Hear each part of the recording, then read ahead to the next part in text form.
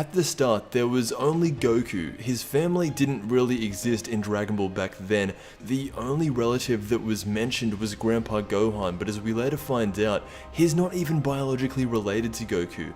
This is everyone who has Goku's blood, his family tree.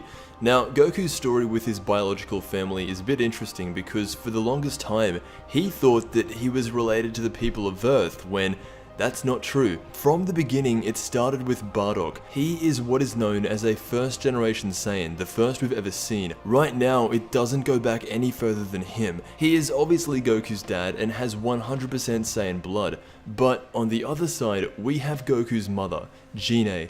Just like Bardock, she is a first generation Saiyan around the time of Frieza's ruling, but a few years before giving birth to the men who would go on to become the strongest fighter in the world, they had already given birth to a little Saiyan called Raditz. This is Goku's older brother. When Goku landed on Earth, he landed in the mountains of China, Mount Powers in the Dragon Ball world. This is where an old man named Gohan unofficially adopted him, and that's why, until he met Raditz, Goku always considered himself to be biologically related to Gohan.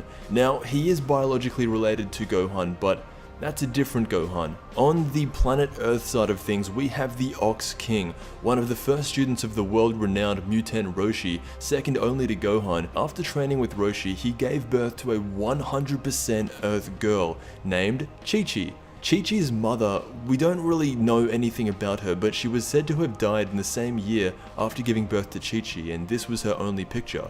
Rest in peace, Chi-Chi's mom. Here we have our first example of crossbreeding a Saiyan. When Chi-Chi gives birth to Gohan, it is the first time in history that Saiyan blood has been diluted. Gohan is 50% Earthling, 50% Saiyan. As the series goes on, more and more of the Saiyan blood will spread across Earth.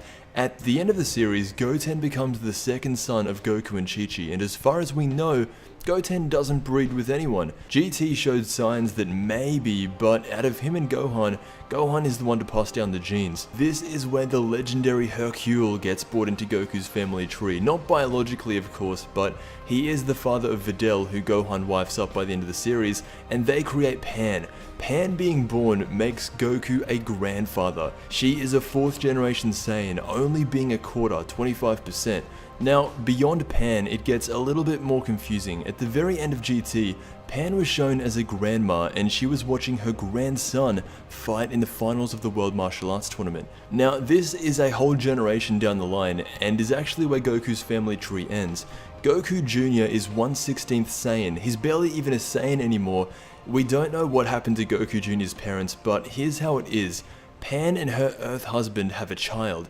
That kid grows up to have another child with an Earthling, and the offspring is Goku Jr., making him 1/16th Saiyan.